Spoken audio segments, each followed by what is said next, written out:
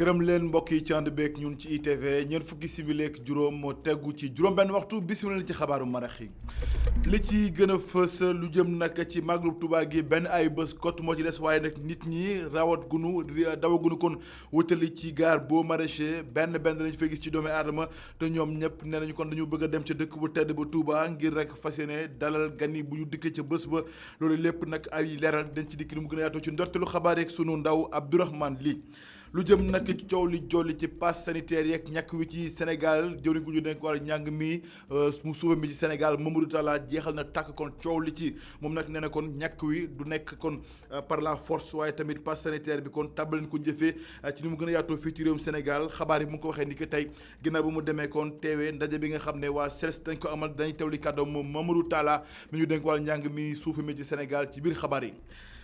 article ay bés bi ko ñu jagleel ko sunu naataango yu l'exclusif ginnaaw xët wu ñu jagleel coowal passeport yi jàmbaajoo ngi Sénégal te ñu ci tudd Simon ak kilifa yëlekaay bi nag ginnaaw laaj boo xam ne kon dox na ci ñoom ndax ñoom danoo jàpp ne kon loolee di kuréelu Y'en a marre dafa def 4 appuis gi di ko daal di bind Moustapha Cissé laaj ak tontu dox ci diggam ak El Hadj Malick Cissé kon nag ñaari Cissé yi kon ñu leen jagleel tey article ay bés bi njeextalu xabaar yi bu càllande danañ ci dikk li mu gën a yaatoo ci biir xabaar yi loolu kon mbokk yi moo gën a fës ci xëtu xabaar yi nees ki ñu ci faram fàccee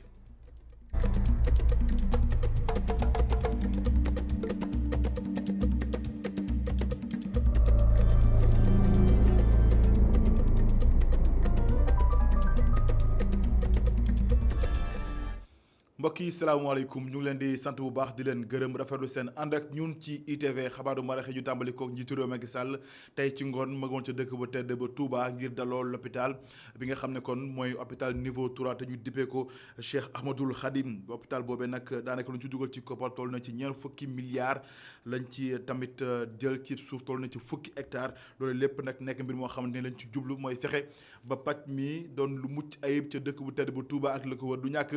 dina ci dikkat nu mu gën a yaatoo sunu yeneen jotaay xabaar sunu ndaw góor a ndakloo maa nga ko junj ci ndorteelu xabaar yi fi mu ne nag kon feesagul dell ca gaar boo maraîcher bu Pikine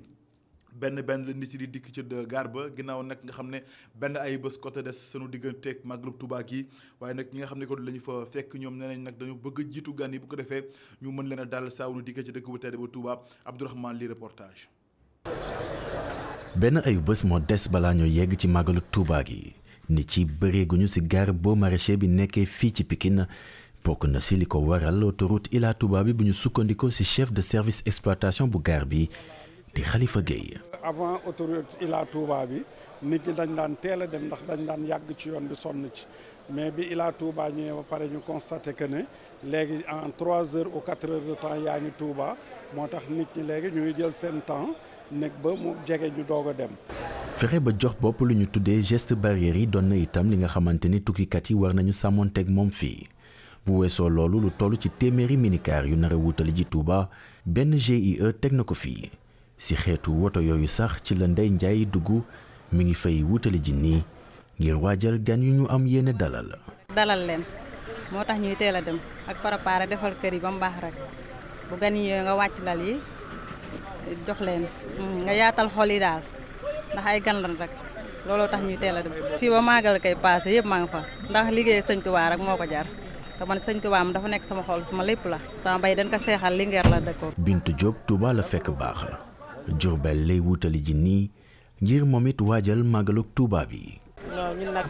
biir seen màggal moom mënuñu koo xam li ñuy def si màggal gi jéemuñu koo xam moom duñ ko réglé sax li ñu am yëpp si lañ koy def incha allah. lu ëpp 3 millions yi nit la ñuy xaar fi lekk ayu bés gi ñu jëm ngir féete bés bi nga xamante ni moom la ki nga xamante ni moo taxawal tarixa murid di Cheikh Ahmadou Bamba Mbacké gàddaay woon ca Gabon muy xew-xew woo nga xamante ni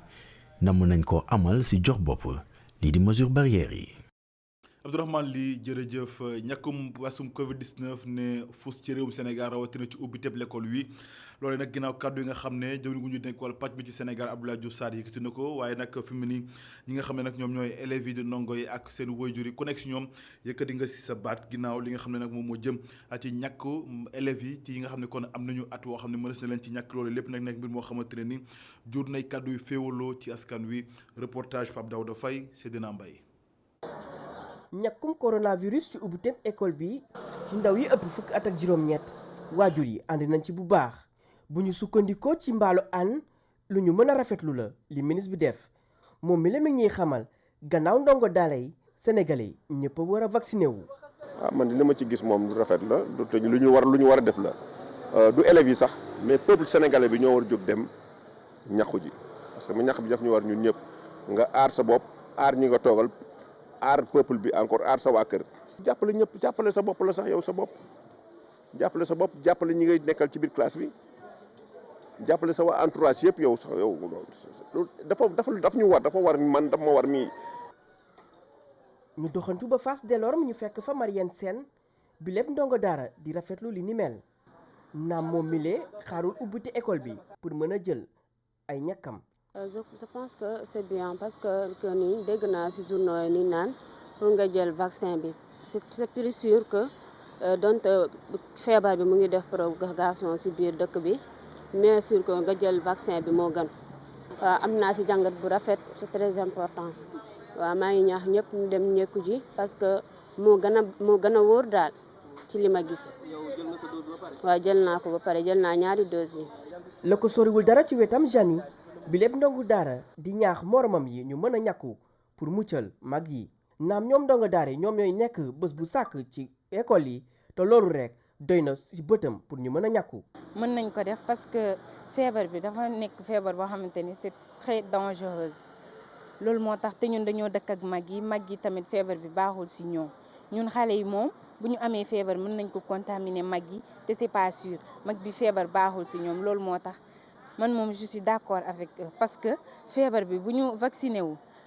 mën nañ nekk nii c'est pas parce que du ñu amee feebar bi mën nañ ko am mais ça veut dire que comme par exemple nu mu daan def ci yaram bi ak léegi c'est pas la même chose suñu defee vaccin bi man tamit. je crois que ni bu ñu leen nee ñu def vaccin il faut que ñu def ko parce que am na ñu nekk ni vaccin yi day am ay effets secondaires. ci jamono jooju moom mbirum ñàkkum coronavirus ña ngay wéy di ko waxtaanee waaye teewul ñu contre vaccin bi ña ngay wéy ba léegi di ko moytu ci jamono joo xam ne fii ci Sénégal ñu ngi dund ñetteelu vague bi ci jamono ji ba ñuy wax ak yéen ñëkk nañ lu ëpp 1 million ngi nit fii ci Sénégal. Pape Daouda Faye jërëjëf te ñu dénk wàllu njàng meek njàngale mu suufe mi Mamadou Talla tey teewoon ci ndaje bu SELS amal di syndicat des enseignants libres du Sénégal fa la yëkkatee kaddu xam le ne kon lii di pass sanitaire nekkagul lu ñu jëfandikoo wala boog jëfe fii ci Sénégal rawatina ndam ñàkk wi nekkagul loo xam ne ñu koy def par la force loolu lépp di kaddu yoo xam ne kon dakkal na coow li nga xam ne jol na ci réew mi ginnaaw ñàkk mbasum Covid-19 bi ci Sénégal ci daara yi Mamadou Talla ñu tawli kàddoom ni ki tey ko la ko daal di xam ne ci micro Khady Diouf Seydina Mbaye. mais congrès bi daf fekk également ñu nekk ci mbas mi waaye terewul daaw ñoom avec responsabilité ñoom syndicalistes yi ñu ànd ak gouvernement bi ak acteurs yëpp ñu reprendre dans de bonnes conditions ba yàlla may ñu am ay résultats yu baax. di wax rek li dem ci vaccination bi wax naa ci tuuti que fii ci Sénégal amagul li ñuy wax pass sanitaire waaye xam ngeen ne ak sañaa yi ñu ci bëri vacciné nañ lu pare ministère de la santé am na lu ci wax mais li may wax rek mooy que vaccination amul obligation fii ci Sénégal amul obligation volontariat la waaye loolu moo tax comme jox nañu leen koo xam ne jël responsabilité am wax dama bëgg a vacciner wala non waaye ñun aussi comme am nañu suñu quota dinañu seet ak acteurs yëpp su dee am na ñoo xam ne dañu bëgg a vacciner aussi benn gox ñu dimbali leen d'ailleurs commencé nañ ko def sax si yenn service yi yàgg na ay mois fale si sphère ministérielle. ñaareelu édition bu prix meilleur reportage jëm ci wàllu migration ni ki tey kon lañ ko daal di jëmal ci maison de la presse bu Babacar Touré association bi ëmb taskatu xabaar yi yëngu ci wàllu ñoo ko daal di amal ñoom nag seen jubluwaay mooy fexe ba kon gën a fësal lépp lu jëm ci wàllu dem beeg dikki waaye nag tegal ko jaaree ko ci anam yu mucc ayib ni ki tey kon lañ ko daal di amalee ginnaaw nag ci ay taskatu xabaar yu mën a sukkandiku ngir gën a mën a wasaare lépp lu ñeel xabaar ñeel wàllu immigration loolu lépp nag nekk mbir moo xamante ne ni ñoom kuréel bi nag ñu ngi koy fësal waaye nag ñoom naqaru nañu ni kon ni lii di jëm ci wàllu mbëkk mi nañ koy daal di defee comme fait divers loolu daal la ñu bëgg ñu daal di ci indi joyanti Seydou Nourou Dia mooy seen njiit ñu dewli kàddoom ci micro Babacar Fall. Migration trop souvent si suñuy média on en parle que bu fekkee dafa am catastrophe maanaam am ay migrants yu demoon am ay jafe-jafe ñuy wax ko wala ñu jàpp ay migrants irréguliers yu bëggoon dem ñu jàpp leen su boobaa rek lañ siy wax alors que phénomène la boo xamante ni dafa dugg ci suñu biir société donc baax na médias yi jox ko beneen gëdd bu gën a rëy ñu gën a mën a expliciter lan moo waral nit ki malgré lépp lu mu am ci Sénégal ne day bàyyi yëpp dem mais aussi dem boo xamante ni day risquer dundam loolu baax na médias yi gën ci gëstu beneen affaire bi aussi moo di gis nañu ne nguur gi ak ay partenaires am dañuy développer ay initiatives yu bëri pour mën a téye fi ndaw ñi loolu aussi baax na médias yi gën ci mën a di wax donc initiative bu mel nii je pense que am na solo parce que aussi mën na contribuer ba delloo ci xelu médias yi ñu jox ko gëdd bu mu war a am ci biir rédaction yi.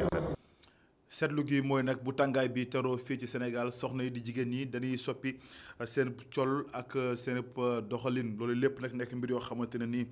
dinañ ko ci daal di gis ren ji nag lu ci mel ni mèche kon bokk na ci xew waaye nag dafa laaj ay toppatoo lu ko may mën nam xet woo xam ne nokki ko dina doon lu doy waar reportage Aïssatou Kane Seydina Mbaye. muy coupe carré frange mèche wala dreadlocks ci période tàngaay jigéen ñi tàmmu ci ay coiffure yu oyof te féex ku nekk ak ba nga tàmmu wala bala ca gënal. gën a nekk à la mode mooy mèche mais mèche bi dañ koy rajout day nekk comme genre style life donc yooyu bari na lañ koy def wala léttu karaw aussi.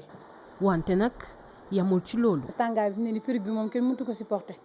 waaw ñu ngi def mèche yu dijj wala ñu def ay torsade yokk ko mèche def ci per wala rek ñu coupe seen bopp. c'est léger même bi ma def nii par exemple c'est une frontale longueur. ci tàngoor bi nag defar sa bopp raxas ko dafa war ci gis-gisu Aïcha xale yu jigéen ñi léegi seetaanuñu seen bopp dañuy génne alal bu takku ngir toppatoo ko. ñëpp dañu bëgg seen bopp je peux dire parce que am na ñoo xamante ne seen perruque bu ñu ko dindee tu vas te dire que ne est-ce que ñii ay jigéen lañ. man de sama clientèle laa xam ñoom dama gis à chaque fois bu ñu ñëwee donc dañuy ñëw defar seen bopp def shampoing ñu defal leen ay tresses donc ay nattes léttu karaw donc ba pare ñu soog a sol seen perruque. donte nag am na si ñoo xamante ni tayal moo leen di tere defar seeni bopp. ñu tayal ñi rek xam nga ñu tayal ñi rek parce que dañu naan su ma raayee rek dem su ma defee lii rek dem mais doo xam fan nga summee sa perruque. loolu yëpp war a tax soxna yi war a toppatoo seeni bopp ni mu waxee. c'est conseillé balaa ngay sol sa perruque dafa am bonnet yoo xam ne moom ngay jiital déjà nga xam ne boo ñaqee donc day téye ñaq bi sa perruque du gaaw a tilim te c'est conseillé aussi perruque yi donc man sama clientèle à chaque fois dañuy ñëw def soin. mèche yeeg perruque yi ci tàngoor bi ñu nekk tax ñu ci bëri di dem salon yi ngir toppatoo seeni bopp loolu nag dina tax seeni karaw du am xeet.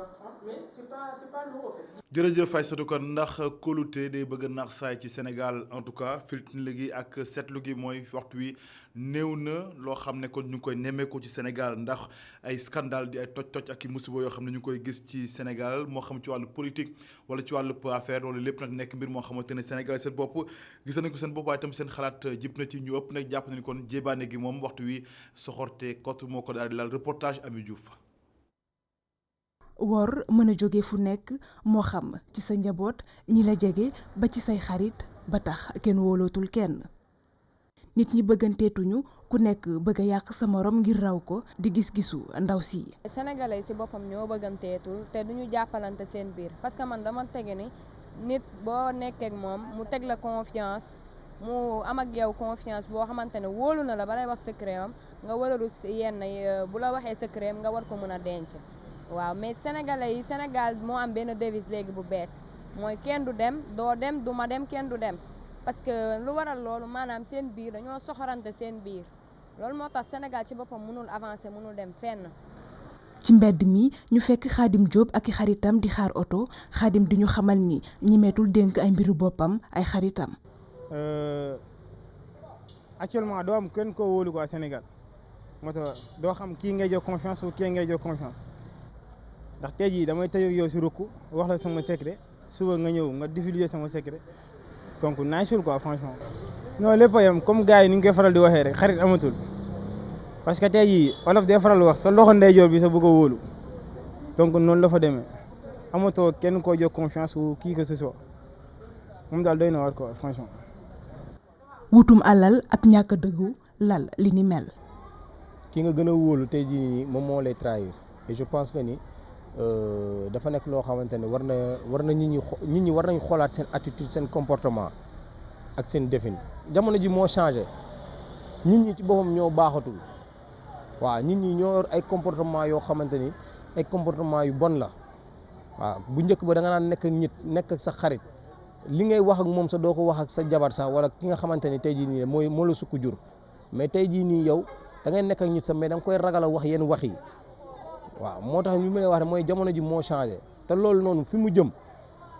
li ñuy wax naan fii li raam si ñag bi la jëm buñ ci teelu trouver solution léegi dina doy waar trop wax dëgg fa yàlla fii nii àddina bi dara jaru fi dara lu fi am day jeex. filmer wala enregistrer nit ki te du yëg ba noppi tas ko ci réseaux sociaux yi yàq àddunaam bi le phénomène bëgg a bëri fii ci Sénégal li la tax léegi ku nekk di moytu fu mu toll. Ami Diouf jërëjëf ñu waxtaanee wàllu tàggat yaram ak afro basket féminin bi am fële ca Cameroun Sénégal tey moo daal di duma waa Guinée téeméer ci fanweer ak benn Mali tamit daal di duma waa Tunisie ci téeméer ak benn yu teg téeméer ak benn ci fanweer ak juróom-ñeent Cameroun kon moom mooy réew bi organisé lii la jongante moom mu ngay jongante waxtu wi waaye nag jàppale ne fii ak 19h bu ci àllande Nigéria ak Mozambique ñoom ñooy daal di laale jongante nag dañ koy wéyandil ni ki ëllëg bu ci àllande ma ne ko junj suñu ndorteelu xabaar yi ak article ay bés bi ñu jagleel ko coowal passeport yi jaaba jonge Sénégal ñu ci tudd kilifa ak kii di Simon bu Y'en a marre yëglekaay bi di l'exclusif def ci xët bu yaatu ne nag ndax ginnaaw coow li jolli ci kuréel woowule li ñu dippee kon dafa daal di nërmelu am dafa def 4 appuis xët la woo xamante ne suñu naataango di Moustapha Cissé moo ko daal di bind jot na ci waxtaan ak El Hadj Malick Cissé ci article ay bés bi moom ñu teelu ko El Hadj Malick Cissé ak Moussa Fall ci yëglekaay yi nga xam ne moom la ñu leen jagleel ay bés bu nekk ci samedi bii.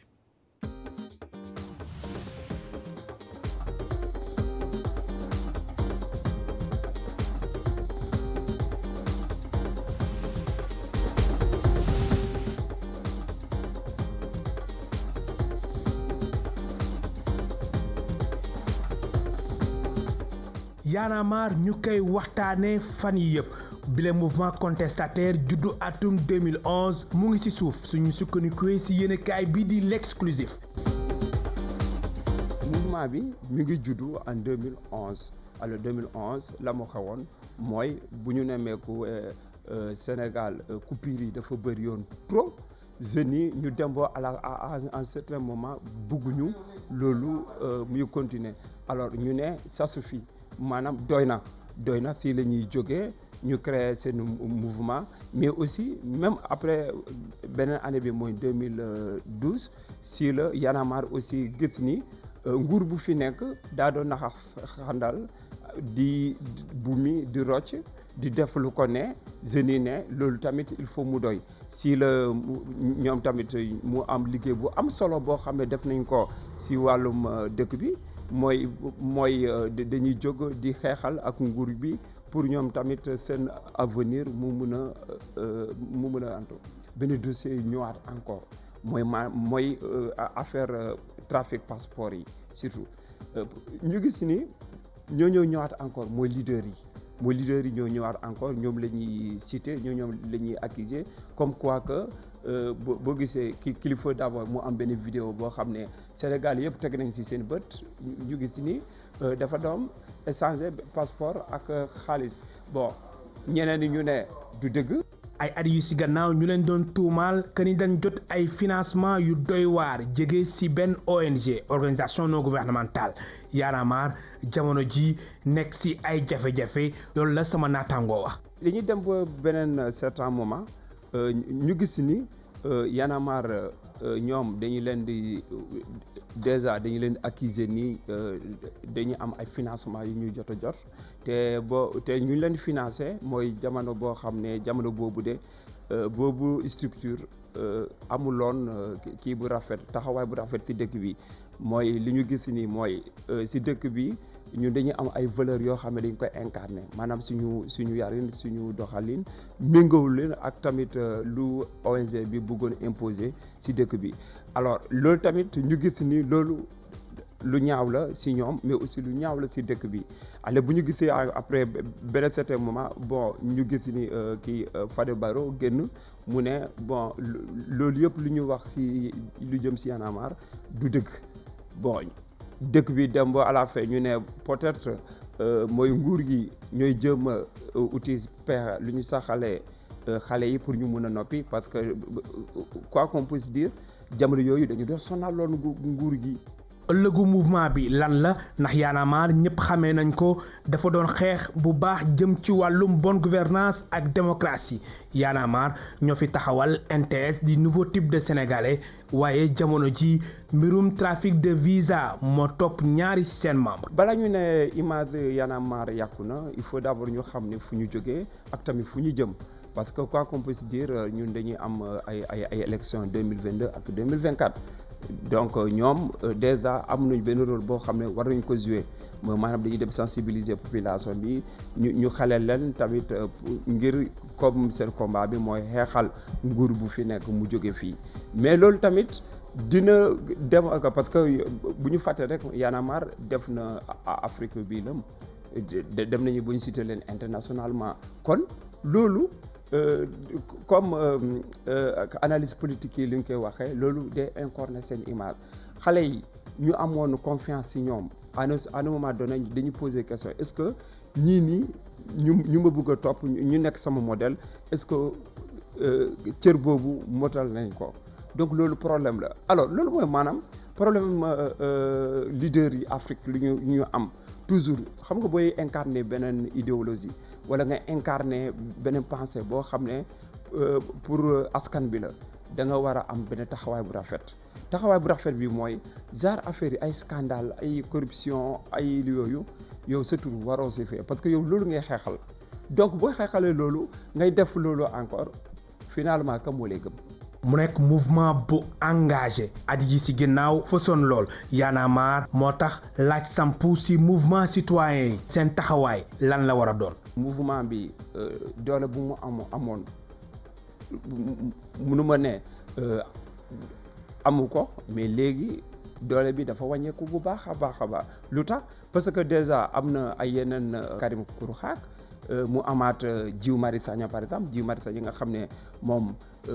si combat yëpp bokk na si amul benn combat boo xam ne bokk si tamit amul tamit foo xam ne dañ koy lim ni maanaam daf si bokk si ay scandale bu léegi si scandale wala dafa am lu muy def loo xam ne dafa ñaaw donc ñooñu bu ñu ñëwee ak doole tamit Ousmane Sonko aussi mooy leader politique bi ñu gis ni tamit moom dafa ñëw tamit ak militant am ne militant yi wàcc leen xeex leen instant fu mu nekk nii jamono xeex la ñuy nekk du jamono toog sa bureau wala jamono sa kii donc liggéey bu activiste yi war a def ñoom déjà ñoom ñu koy def sur le terrain déjà donc Y'en a marre si beneen côté bi dañuy dem bu ñu gis ni seen doole wàññeeku na bu baax mais tamit loolu tamit day firnde ni tamit seen façon de faire dañu war a changer doxalin bi. financement occulte trafic de passeport ak lu ni mel bi la affaire est-ce que du wàññi crédibilité mouvement Y'en a marre lu ci kanam raw li gët ndax mbir mi mu ngi ci kanamu yoon.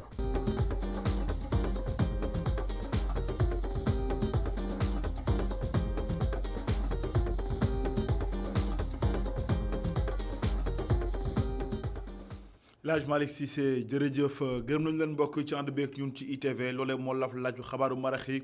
rédaction bi jox leen dig daje 19h45 ci yaatal ci kàllaama tubaab ak sama Monique Sagna fii ak boobu ngeen wéy di ñu topp ci ITV ndax mbiri ngi ci jërë ngeen jëf.